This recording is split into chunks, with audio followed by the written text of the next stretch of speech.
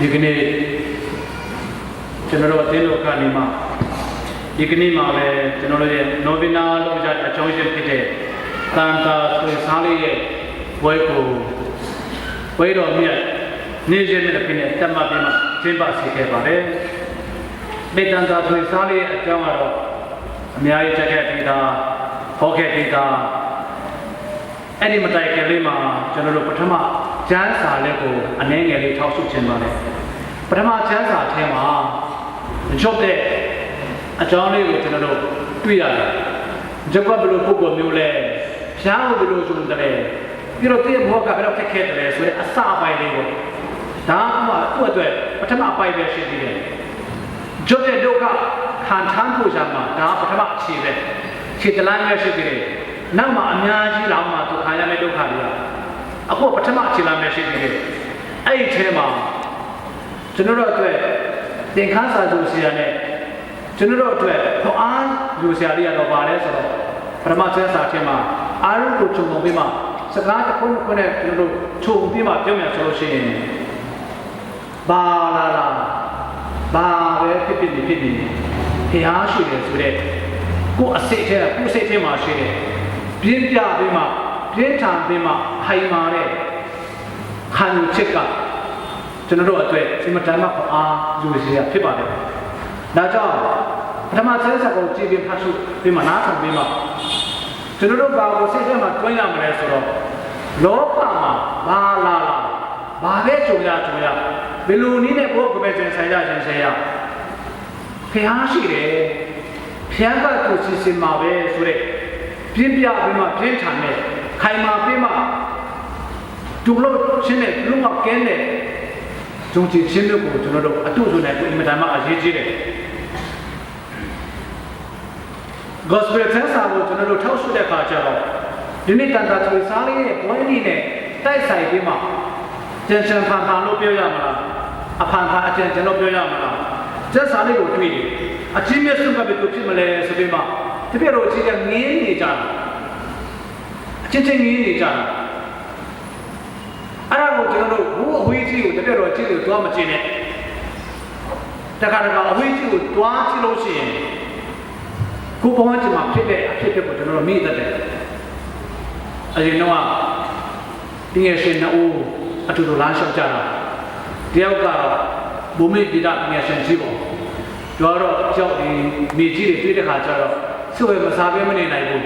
ရှိဖို့မတော်တော့ဘူးဒီဟာကြောက်လို့ကဘာကြောက်အမျိုးစားတယ်ဒီနားမှာဘာအပင်ပေါက်မလဲဘာကြောက်မျိုးရှိမလဲစသည်စတဲ့ပြင်ဘာတတ်သူရှိမလဲစသည်တွေးပြီးမှရှိဖို့မတော်နိုင်တော့ဘူးတယောက်ကတော့ဘယ်လိုလဲဆိုတော့နိခတ်တရားနဲ့ပတ်သက်တဲ့ကျွမ်းကျင်ပညာရှင်နိခတ်ပိဒါပညာရှင်ပေါ့ဆိုတော့သူတို့နေရာကလားလျှောက်လာတာညနေဆောင်းလေးရောက်လာတဲ့ခါကျတော့ကိုတယောက်ကတော့ကောင်းကင်မှာရှိတဲ့ကျယ်လေးတွေ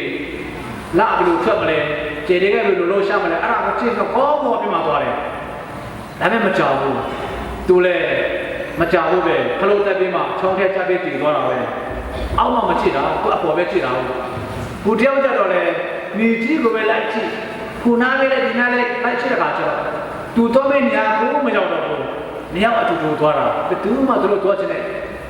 ရွာကိုမရောက်ပဲနဲ့လမ်းခလေမှာပဲကြံခဲ့တာတယောက်တော့ဆုံးသွားဆိုင်တယ်သူတကယ်ရှင်းတာသူတကယ်ချက်တည်သွားမှမသိလိုက်ဘူးတော်လေးကိုတရားချက်ဆရာခေါ်တဲ့ပုဂ္ဂိုလ်တော်မြတ်တွေပေါ့နော်အားချက်ဆရာဘုရားချက်ဆရာကောင်းတယ်သူတို့ကျန်တဲ့ကကျွန်တော်တို့ကျမ်းစာကိုဖတ်တဲ့ခါကျတော့ဟိုးအဝေးကြီးကိုတော်တွေးတာဘုရားဆိုအပေါ်ကြည့်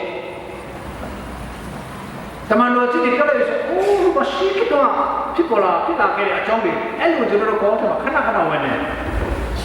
ပေမဲ့ဒီနေ့ကျွန်တော်တို့ဒီ gospel ကျမ်းစာလေးကိုတကြောင်ချင်းဟောချက်တကြောင်ချင်းကျွန်တော်တို့ကြည့်ရအောင်နံပါတ်1ကတပည့်တော်အထင်းမှာဘီသူကအချင်းမဲ့ဆုံးလဲလို့ငင်းခုန်နေကြတယ်အဲ့လိုရှိတာအဲ့လိုကြည့်ကိုကြည့်ထားတာဒါပေမဲ့သူအချင်းမဲ့ဆုံးလဲဆိုတာတကယ်လက်တော်ကသူတို့ကဒါအချင်းမဲ့ဆုံးလဲသူပဲဆိုလေလူထုမပြောင်းဘူးသူတို့ငင်းခုန်နေကြတာထွေးရပောင်းပဲကျွန်တော်တို့သာသနာမှာကျွန်တော်တို့ပဲစတယ်မှာကျွန်တော်တို့စိတ်ကလိုက်ခွဲတဲ့နေရာမှာအချီးကိုလူတာဥက္ကဋ္ဌ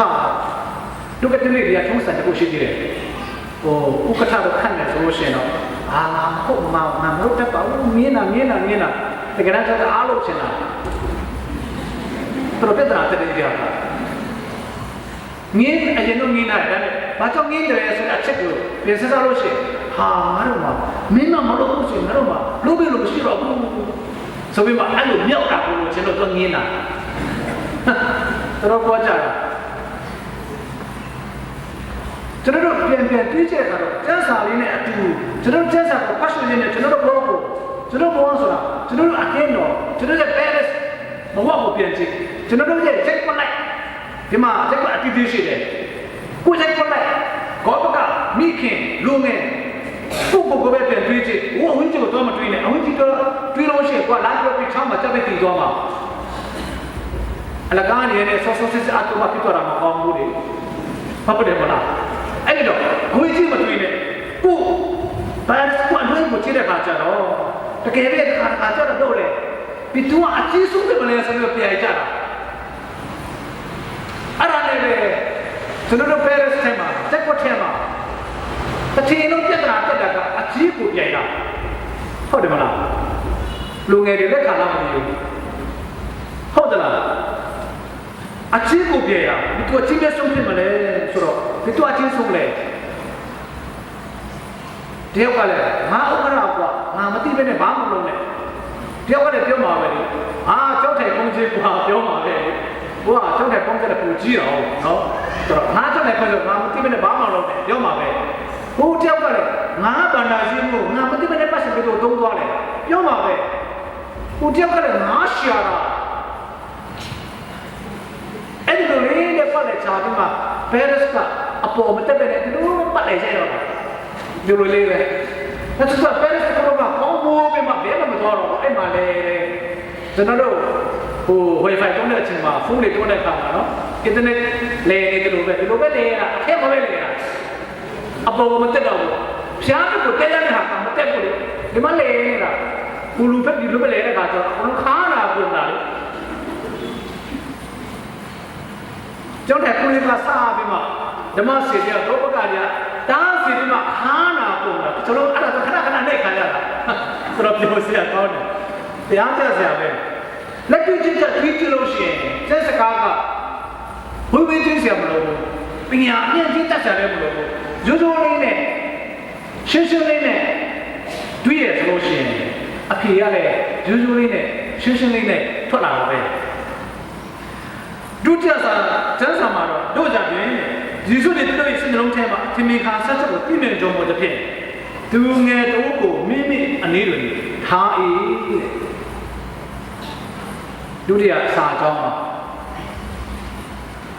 ကျွန်တော်တို့ဘာလဲတွေးကျွန်တော်တို့ဘုရားမသိပါဘူးလို့ဘုရားသိပါတယ်လို့စိတ်ထဲမှာတော့အခါဘုရားသိပါတယ်ပြီးပြီမဲ့လက်တွေ့ကျတော့ဘုရားတကယ်တို့ရဲ့အတွေးကိုသိသလားတကယ်ကျွန်တော်တို့တွေးတယ်ကျွန်တော်အတွေးကိုဘုရားကတကယ်သိတယ်ဆိုရင်အချင်းအရာအားနေတယ်ကျွန်တော်တို့မှာဒါကြောင့် positive system ကတွေးတဲ့ဒီ verbum domini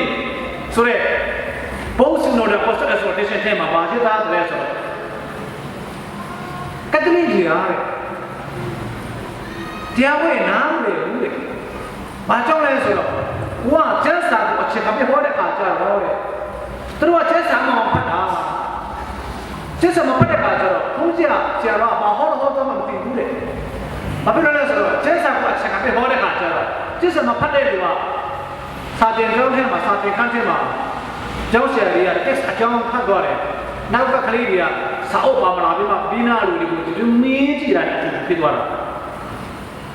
ဒါကြောင့်ကျွန်တော်တို့ဟောတဲ့တရားတွေအခါကဘာသာသူတွေကကျက်ဆာမှာဖတ်ထားတဲ့ခါကျတော့ကျက်ဆာကိုချက်ခပ်ပြီးဟောလို့ရှိရင်အထဲမရောက်ဘူးအပေါ်မှာပဲရှုံးခနဲ့မှာချသွားတာတော်ချစ်လို့ကောင်းတယ်တရုတ်တိုက်ကားလို့ပေါ့နော်ကွန်ပန်ကျော်လွားချုံချသွားတာဒါပေမဲ့အထဲမှာမဟုတ်ဘူးဒါပေမဲ့ကျွန်တော်တို့နေ့စဉ်ဘုံမှာကျွန်တော်တို့အတွင်းတော်မှာကျွန်တော်တို့ Paris မှာကျွန်တော် sector မှာကျွန်တော်ဘာသာလိုက်ရှိလို့တဲ့နေရာမှာဘာပဲလို့ဘာနဲ့တွေးဆရာကကျွန်တော်အတွေးကိုသိနေတယ်ဆိုတော့အတွေးကို concept ကိုအတိအကျကိုကျွန်တော်တို့ဘယ်လောက်ထိထားနိုင်လဲဆိုတာပြန်တွေးကြည့်ဒါနဲ့အဲ့ဒါကိုသိအောင်ခရစ်တော်ကနေမှာအဲ့ဒါကိုတတိထားနေတော့ခလေးတယောက်ကိုကျွန်တော်တို့တင်ခန်းဆိုင်နေတဲ့ကျွန်တော်တို့ခလေးမှာထားလိုက်တာမိဘတွေအနေနဲ့တာပေါ်လို့က efficient ဝရ ရစာထဲမှာမိဘများအနေနဲ့တာသမီတွေကိုဆုံးမတဲ့အခါမှာမခံနိုင်လောက်အောင်စလုံးစုဆဲပြီးမှကျင်းမောင်းပြီးမှမောင်းထုတ်ပြီးမှကန်ထုတ်ပြီးမှဆုံးမမနေနဲ့တဲ့အခါဘောင်မလေးတရားဆက်တော့တဲ့အချိန်ကလေးမှကြောက်လာပြီးမှဘယ်လိုဘောတော့ကပါဘုကရှင်ပြည်နယ်ဖြစ်ပေါ်တဲ့အချိန်မှာဘာလာထုတ်တယ်ဆိုတော့ဘယ်လိုလဲတနည်းအားမိဘတွေကိုဘယ်လိုချစ်နိုင်မှာလဲအဲ့လေခါမှမကြောက်တဲ့စကားဆိုတော့ဘယ်လိုပြန်ဒီမှမတည်ဘူးဘာဖြစ်လို့လဲဆိုတော့တနည်းအားအဖေကိုချစ်ကြလို့အပြတ်နဲ့တိုင်းမှုပြီးတမျိုးကိုပါလိုက်တာလေအဲ့တော့ထမင်းပကံနဲ့တမျိုးကိုတစ်ချိန်လုံးပြစ်ထဲပြီးမှပြီးတော့ပြင်ကောက်ခိုင်းတယ်တဲ့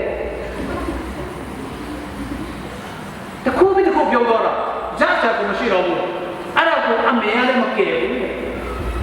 အတေပြောတယ်လို့မလို့ဘူးအမေကတမျိုးကိုထိုက်ဆက်တယ်အဲ့တော့သမီးကအမိဘလည်းကိုချစ်နိုင်တယ်ဆိုရင်မေးတာကဲဒီလိုဖြေမလဲအဲ့ဒီသူ့ဘဝကဇာတ်ဆက်မှာပါတယ်ဟာမိဘတွေကိုယူပြီးကြမယ်အဲ့ဒါကျွန်တော်တို့ဇာတ်ဆက်မှာမကားလို့ကျွန်တော်တို့ပြည့်တော်10ပါးထိမှာပါတယ်ဒါကြောင့်သမီးမိဘတဲ့ဘာတွေတော့မခံတတ်ပါနဲ့နားတော့လိုက်ပြောပါလားပြောမှာလားအဲ့လိုပြောမယ်ဆိုရင်ကျွန်တော်တို့ချက်စကောက်နားမလဲရကြမယ်လေကျွန်တော်ချင်းကကျွန်တော်တို့ဒီကနေ့ချက်စကောက်နားထောင်တဲ့ခါမှာချက်စကောက်နားထောင်တဲ့ခါမှာချက်စကောက်နားထောင်တဲ့ခါမှာတကယ်ပဲချက်စကောက်နားထောင်ဖို့လိုတယ်ချက်စကောက်နားထောင်တဲ့ခါမှာတကယ်ကိုစိတ်ထဲမှာငါချက်စနားထောင်နေပါလားဆိုတဲ့အတိအကျရှိရအောင်ဒါနဲ့ခက်တာက positive system တို့ပြောတယ်ကျွန်တော်တို့ဘာသာတူရီကကျင်းစာကဖတ်တော့တာကျွန်တော်ကြားတဲ့စကားကတကယ်ပဲအတက်ရှင်နဲ့ဖြားတယ်လို့ပြောတော့ကျွန်တော်တို့ကဲတယ်နဲ့ငါစဲတဲ့ကနေမှကဲတယ်နဲ့တကူရှိတဲ့စကားဆိုတာကောင်းတယ်မတွေးဘူးတဲ့ကောင်းတယ်မတွေးဘူးကြားလိုက်နားမထုတ်ဘူးတဲ့ဘယ်လိုစစ်စစ်စားဘယ်လိုတော့မင်းဆက်လူကပတ်တော့ဆိုတဲ့စားချတော့တဲ့အဲ့လိုဖြစ်တာကောင်းတယ်မတွေးဘူးတဲ့ကြားလိုက်နားမထုတ်ဘူးတဲ့ဒါကြောင့်ကျွန်တော်တို့ဒီခတ်တော့ခဲ့တဲ့ကြားစာကိုကျွန်တော်တို့တကယ်လေအတက်ပြီးတဲ့တကူရှိတဲ့အရာလာကိုဖန်ဆင်းတဲ့ကမ္ဘာလောကကြီးစီတို့တဲ့ဖန်ဆင်းတဲ့ပြားတဲ့စကားလို့ကျွန်တော်တို့ပင်နချင်းတကယ်ကိုကြည့်ချင်တဲ့နားထောင်ကလေးဆိုတာကိုကိုတွေးကြည့်ပြီးကိုမကြည့်နဲ့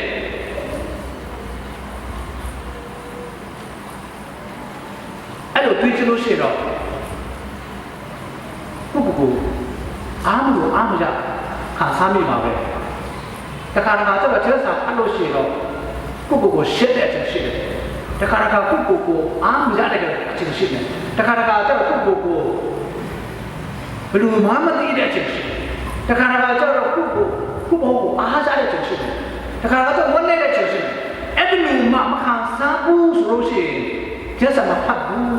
တဲ့အဲ့ဒါပုံဒီပြောတာကျက်စာနားထောင်တယ်မှာအဲ့လိုထားမခါစားဖို့ဆိုလို့ရှိရင်ဒီနေ့ကျက်စာနားမထောင်ဘူးတဲ့နားမထောင်ဘူးအဲ့ဒါဒီကျွန်တော်တို့ပြောတာပထမဆုံးကတော့အချိမဆုံးလို့ဖြစ်မလဲပြိုင်ချက်တာလူကြတာပဲသာသနာလေးတော့ပါဆိုဆရာတော်ကြီးနဲ့ပိုင်မလူရဝန်တူလူပါလူနဲ့ဘယ်လိုမှဆက်တဲ့ကိုချိုကိုင်နေမှာလူရဝန်တူလူပါလူကအချစ်စုမှုချုံမှုချီလူပါလူနဲ့စတဲ့အဖြစ်တော့ဆိုတော့လူ့ဘဝမှာလူတိုင်းကသူ့နေရာနဲ့သူကြီးချင်ကြတာဒါပေမဲ့လည်းတကယ်တော့ပြောတယ်တကယ်တော့ကျွန်တော်တို့စိတ်ကြုံထားတယ်မှာဘာဒီကိုတွေးကြလဲဆိုတဲ့ကျွန်တော်တို့ရဲ့ထင်မြင်ခံစားချက်အားလုံးကိုသူကတည်မြဲနေတယ်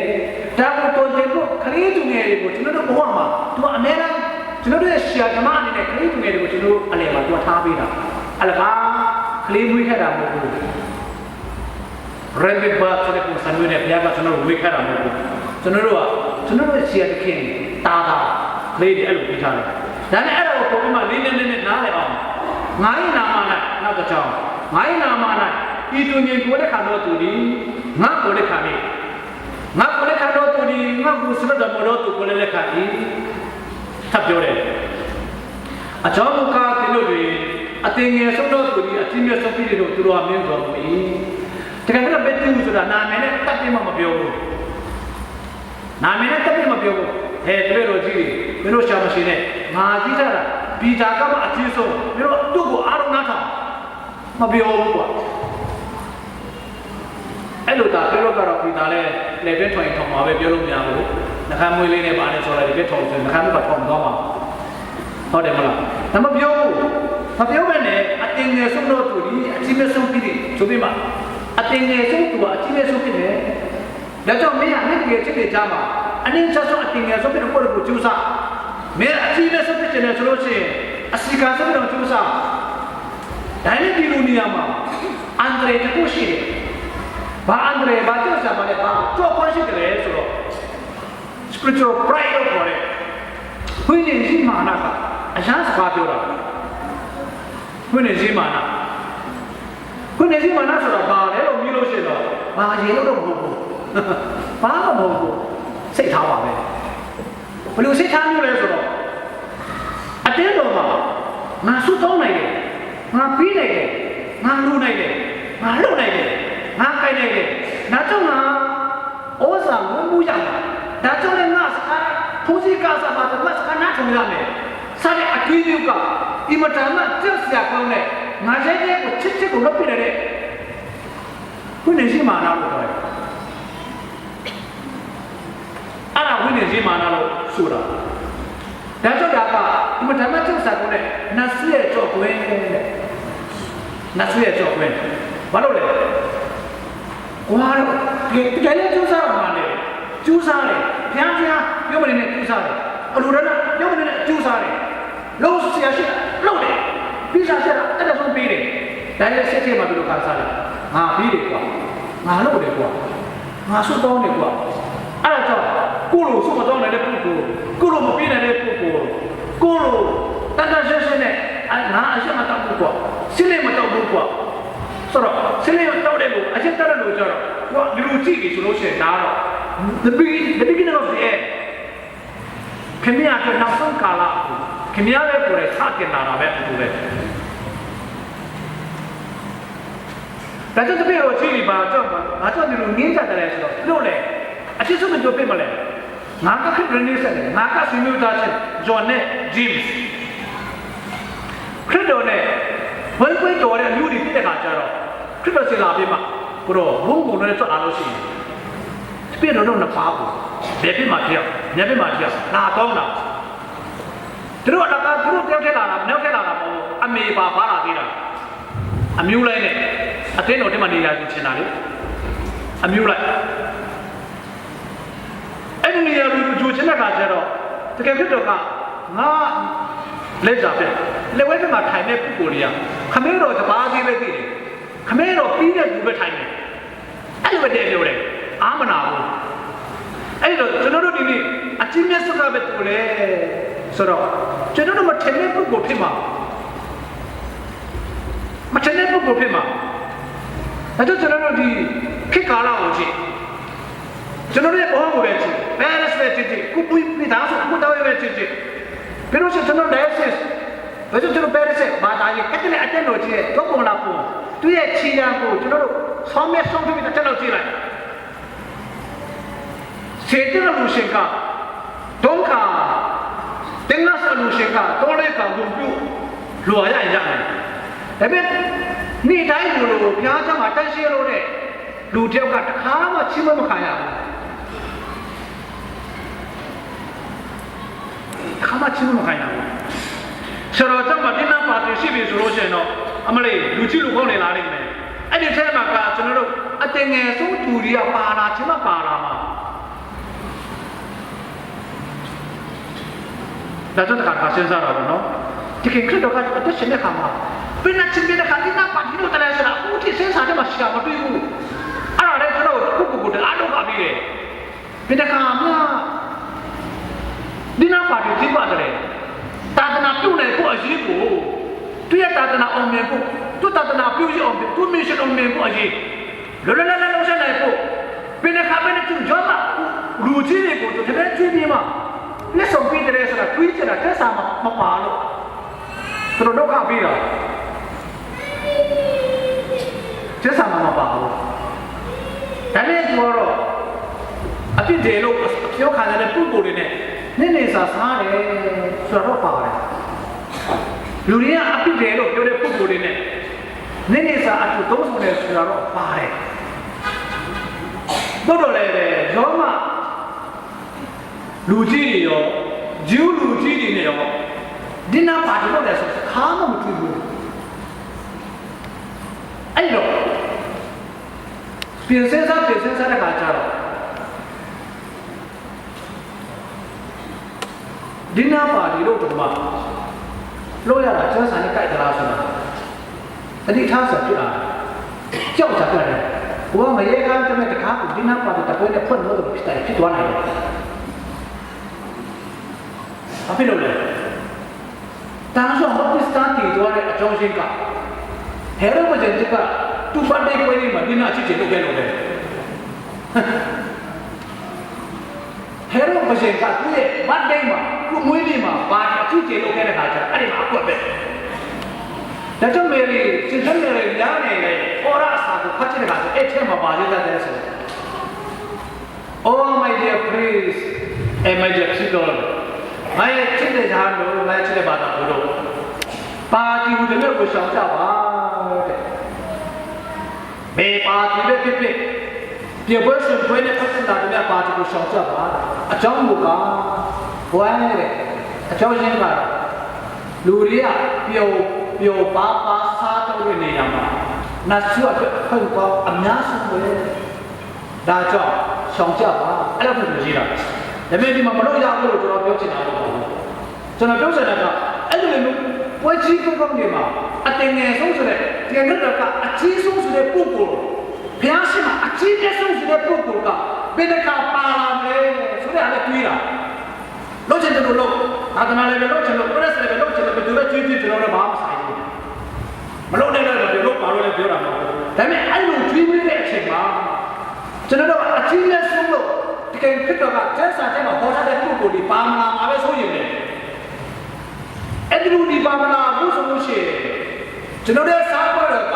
အစိတ်ဖြစ်သွားနိုင်တယ်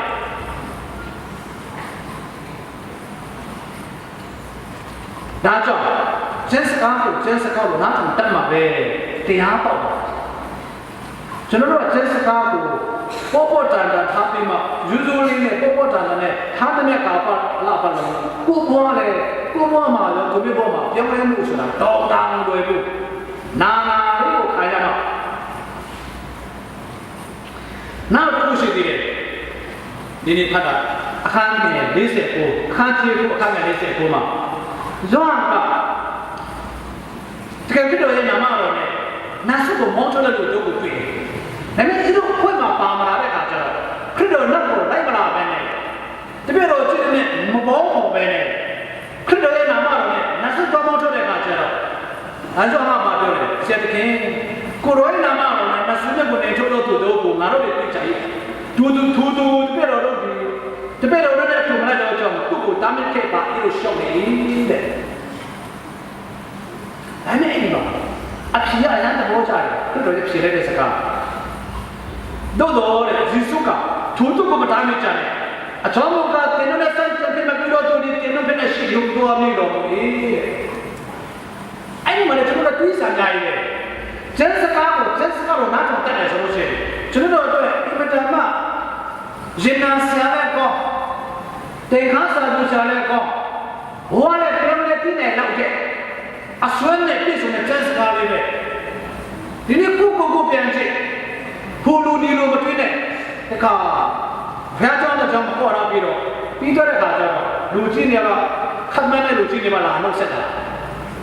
ဟာကိုရောဒီနေ့အော်ရာပြီးတော့အားကောင်းတယ်ဆိုတော့ဒီခုပါလို့ပြောတော့ဟိုအပြည့်တရားပါပဲဒီကိုရောတာဒီကောင်းလားသူမိသားဆိုတော့နာမည်ကမှတ်တော့သူမိသားဆိုတော့ကောင်းနေတာကိုသူ့တော့မကောင်းဖြစ်နေတာသူမိသားဆိုတော့နာမည်ကမှတ်တော့ဆိုတော့ဘာပြောမှမဖြစ်ဘူးဟိုရာကတကယ်ကောင်းတာဘောလာလို့ဆိုတော့တင်ကောင်းလို့ထင်တယ်လေနော်ဆိုတော့ဒါလည်းကြုတ်ကြပဲဆိုတော့တကယ်ဆိုတော့သူတို့ပြင်ပြလိုက်တယ်မတားမချန်နဲ့点着我甚至那个比罗土里接着被那吸引，就那个规矩，真是看里面就那种拿套数呀，就那种不忘嘛，过配，过咱们就配，过来把我们老配不配呢，阿拉干里是的蒙的，不信我了，信了耶，信了怎么就不要装了。不然这样对的来说，就那种，他这里电脑嘛，懂吗？就那种一下子给他下来，把别人来，通知个过没有不熟悉，你是看那么很清楚。这个，Paris，他们欧洲 Paris 嘛，他们这个叫，阿达一看来着的，那干的现在，马上在这来说，他只有三个。아주도 안 먹으러 왜? 나왜? 밥비만 시고, 나는 아주도 안 먹으러. 새로워서 살아도 알아. 왜 심지어 왜? 나중에 들어오는 말에 다 먹으면 보고, 뛰래 버티고, 루치네 버티고, 뭐이 그래가 다 먹으면 되고, 봐줘 왜? 안 먹으면 되고. Randu kita bala, cuma sih lepas tu, cuma sebentar sampai ini, itu novena berapa? Ara, nana ada kok tuh sih je. Amiu maturo jangan tula, zakat maturo jangan tula, taman surah cuma maturo jangan tula, tu bota mala, adui cuma maturo jangan tula, tu bota mala, amin cuma maturo jangan tula, tu bota mala.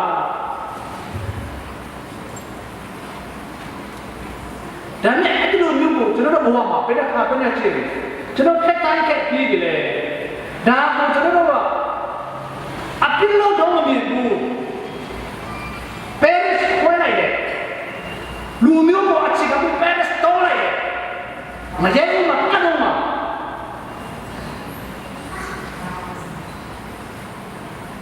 Saya ni no. Pihak yang mana cuba kerja kerana suatu ni siapa? ဥပမာပြောတာပါတကယ်ကပ်ပါလို့ပြောချင်တာမဟုတ်ဘူးအဖြစ်အခြေကိုပြောပြတာကျွန်တော်တို့ဖက်မှာမပါကျွန်တော်တို့နဲ့မတူတာကိုကျွန်တော်တို့ဇာန်တို့တော့ထားပြီးမှသူတို့ပါလေလို့အကောင်းမြင်တော့ဆိုလို့ရှိရင်ခရစ်တော်ကမတားမယ်မင်းတို့ဖက်မှာမင်းတို့ပူဇာဖက်မပြုလို့သူတို့များဟာဒီတို့ဖက်မှာရှိတဲ့ဆိုတဲ့စကားကျွန်တော်တို့ကဘယ်လောက်ကြည့်ကျွန်တော်တို့နားထောင်နိုင်တယ်ဆိုတဲ့ဟာကကျွန်တော်တို့စဉ်းစားစရာထောက်ဆိုစရာတကယ်တရားလို့စရာဖြစ်တယ်ဒါတရားပဲဖျားတရားဆိုတာအဲ့ဒါကိုပြောတာတကယ်ခရစ်တော်ကဇာန်တက်ဖြစ်နေတဲ့ဇာန်မျိုးတွေဖြစ်တဲ့ဂျူးလူမျိုးတွေနဲ့ဇန်ချလူမျိုးဆိုတဲ့ဖျားလူမျိုးတဲ့လူမျိုးတော်ကထောင်ရဇာန်တက်ဖြစ်နေတဲ့ဒီဖို့လူမျိုးတစ်မျိုးတစ်မျိုးကြည့်ပြတော့သူအတက်ကိုပြီးမှငင်းချမ်းလေးကိုကြားအဆိုပြလိုက်တယ်။ဒါကြောင့်ကျွန်တော်တို့မြန်မာပြည်မှာဆိုရင်အခုနောက်ပိုင်းမှာတို့နေတာကနာရှေ့ကလေးကစားပြီးမှနိုင်ငံရေးဆန္ဒကြတာဘာသာရေးကိုမဆန္ဒကြတော့ဘာလို့နိုင်ငံရေးပဲစကားပြောတဲ့နိုင်ငံရေးဆန္ဒပဲဘာလို့လဲဘောပါရှိတာကနိုင်ငံရေးဆန္ဒပဲငါရဲနဲ့မိလာတယ်တော့ငါရဲတဲ့ခါဘောကျွန်တော်တို့ဖြည်းဖြည်းချင်းနဲ့ကုပါတာကိုချင်းကတ်သွားတာသူကမောင်းတယ်ပြတာကိုဟာလည်းကိုသွားတာတည်တည်ပဲအထုတ်ထုတ်ပြီးမှကားလေးနဲ့သွားလိုက်ပြတာအဲ့တော့ကျွန်တော်တို့ကဒီမှာဥပမာပြမြန်မာပြည်မှာငင်းချင်းရဲ့သက်တော်ဝယ်ခဏလုပ်တယ်ဒါနဲ့ခါကျန်းစာတဲ့ငင်းချင်းရဲ့သုတော်ဘာလို့မပြောဘူးငင်းချင်းဘလို့ဆိုပါပဲပြောတယ်ငင်းချင်းရဲ့ peace makers လို့ပြောတယ်ငင်းချင်းရဲ့အတက်ပြပြလို့ဆိုလိုက်တယ်အဲ့တော့ကျွန်တော်တို့အလွယ်လေးကိုလိုက်ပြီးမှအလွယ်လေးနဲ့မားပြီးမှလွယ်လွယ်ချိကိုမှဝါသွားတတ်တယ်ဒါကြောင့်ဒီကနေ့ကျွန်တော်တို့ကြားနာတဲ့ကျမ်းစကားလေးတွေက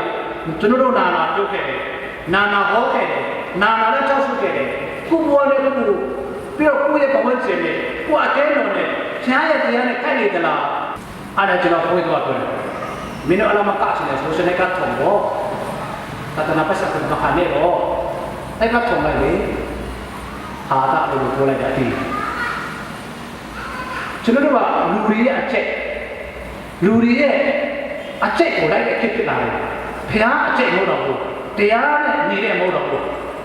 မာကနဲ့ဖြစ်ကိုမတော်တော့ဘူးလူတွေကြိုက်တာလုပ်တယ်လူမကြိုက်ဘူးလုပ်နေတော့အဲ့တော့ကျွန်တော်တို့ဘုရားတရားရှိခိုးနေရတယ်ဘာအတွက်လဲကျွန်တော်တို့ကလူတွေအတွက်ကျွန်တော်တို့အတွက်အမှန်တရားရဲ့တရားစကားရဲ့တရားအသက်တာကိုကျွန်တော်အကြအကျိုးနဲ့ပြောတယ်အဲ့တော့ကျွန်တော်တို့တန်တာသူစားလေးရဒီရဲ့ဘဝကျွန်တော်တို့သူ့ကိုအတူတူကိုကျူးစားခြင်းနဲ့သူ့ကိုပြုတ်ခြင်းနဲ့ကျွန်တော်တို့အတွက်ကြီးစိုးတော်ဆိုတဲ့ဘဝမှာဖြစ်တော်ရဲ့ပြောတဲ့အတိုင်းဖြစ်တော်ရဲ့အလိုတော်တိုင်းဖြစ်တော်နဲ့အတူဖြစ်တော်နိုင်ဖြစ်တော်အပြင်ဘဝကိုအသက်ရှင်တဲ့ကိုလူချင်းချင်းကိုအသက်ရှင်တဲ့ကိုလူများရှိမှလူတစ်ပါးရှိမှကျွန်တော်တို့လူချင်းချင်းဟာလောကမဆန်ဘူးဘုရားဆန်တယ်လောကီမဆန်ဘူးဘုရားဆန်တယ်ကျွန်တော်တို့ပြောဆိုတဲ့ဟာကျွန်တော်တို့ငန်းနေအားလုံးကျွန်တော်တို့အတွေးတွေကလောကီမဆန်ဘူးဘုရားဆန်တယ်ဘုရားနဲ့ပတ်သက်နေတယ်ကျွန်တော်ဘဝဘုရားနဲ့တိုက်ရိုက်ပတ်သက်နေတယ်လူကပါတော့ဒီလိုပြောထားတယ်အဲ့ဒါမှဒီလိုပြောထားတယ်ဆိုတဲ့အတွေးမျိုးဆိုတဲ့လူချင်းနဲ့ကျွန်တော်တို့ဘုရားကိုစိတ်ကနေပို့နောက်ဝင်လာတဲ့လူကချက်ဖြစ်တယ်ဒီစားကြတဲ့တေလာချက်ဖြစ်တယ်ဒါကြောင့်ကျွန်တော်တို့ကြားတာပြည့်စကားပြနာလေးပေါ်တော့နေတယ်ကျွန်တော်တို့အတွက်ချုံမြင်တဲ့အရာလေးကိုကျွန်တော်တို့ထုတ်နိုင်ဖို့ဒီမိစားတော်နဲ့ဆက်တော့ခါကြပါစို့